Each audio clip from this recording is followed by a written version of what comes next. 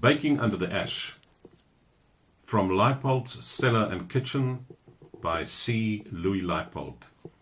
First published in Die Huisgenoot on the 28th of July 1944. The old way of preparing food by baking or roasting it under the ash is not, as many assume, a genuinely Afrikaans custom. It is found in the cooking of every nation. Some of those who take the trouble to investigate the habits of our forefathers maintain, albeit with some reservations, that a certain ritual meaning used to attach to the custom of preparing food under the ash.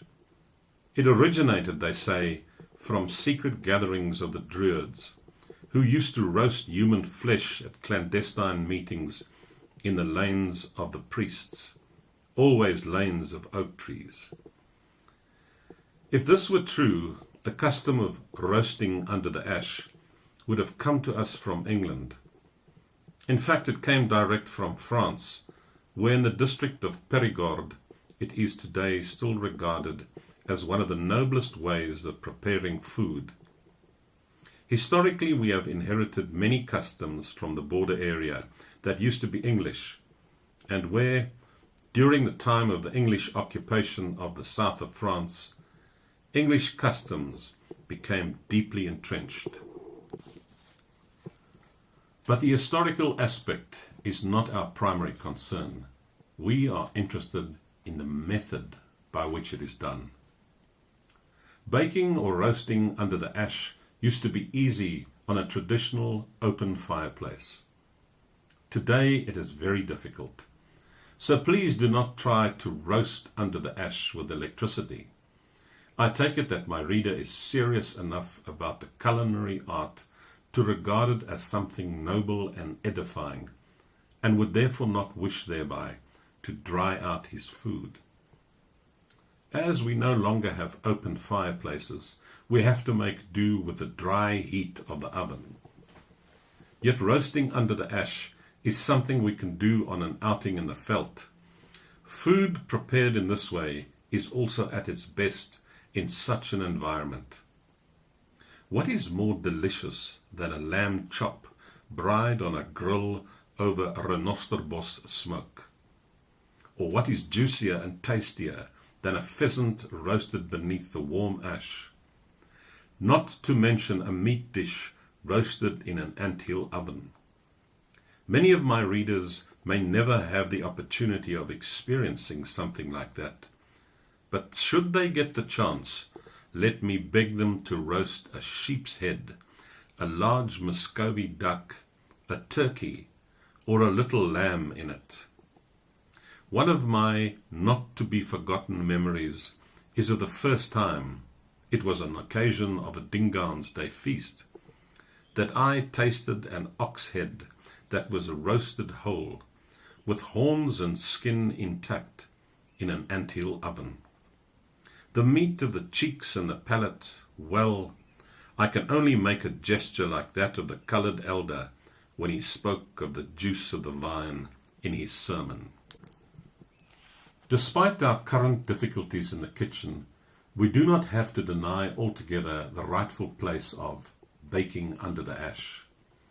In a good Swedish oven, even the expensive kinds in fashion these days, you can bake very well.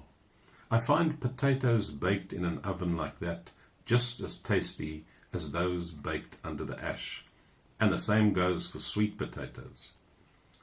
The connoisseur will perhaps claim that it depends on the kind of ash you use. I am prepared to concede this when it comes to Taibos ash, which may have a real, although minor, influence on the taste of a sweet potato. But that could simply be one's imagination, for when you roast or bake beneath the ash, you do not get the direct blending of food flavor with smoke flavor that you do, for example, when you braai a piece of meat on the grill over a wood fire. By roasting in an anthill oven, you can, of course, influence the food being prepared in it. I know of an old tannie who, after the oven was nice and warm, cast a handful of the leaves of a certain bush into it, The bush had a strong herb-like smell, and the meat roasted in that anthill oven was particularly delicious. I never managed to find out what the bush was, however, as the Tannie was very secretive about it. We should roast under the ash, much more than we do. One can use this method of cooking for potatoes, sweet potatoes, and a number of other vegetables, and, of course, for any kind of fish or meat. Larger fish do not even have to be wrapped in paper or dough.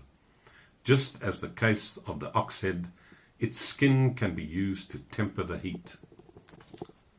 Possibly the best galjoen I ever tasted was one, an enormous one, that had just been caught and was baked there and then on the beach under the ash of seaweed lying on the beach.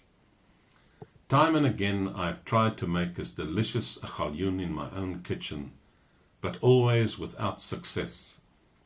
Perhaps because it is only under such conditions that one is able to achieve the same taste, flavor, and juiciness. The serious preparation of food under the influence of dry heat from above, below, and around is what roasting or baking under the ash is all about. It is one of the noblest and finest methods of preparing food.